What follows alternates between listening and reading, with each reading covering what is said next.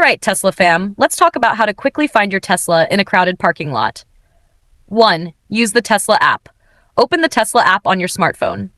Tap on your vehicle and select Location. This will show you exactly where your car is parked on a map. 2. Honking and flashing lights.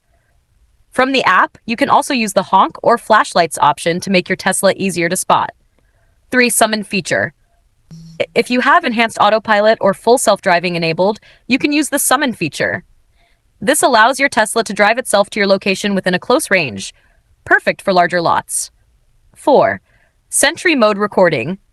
If you forgot where you parked but had Sentry mode on, the recordings can help you trace your parking spot. Finding your Tesla in a sea of cars has never been easier with these high-tech features. And be sure to check out the link in the description to find out ways to upgrade your ride even further.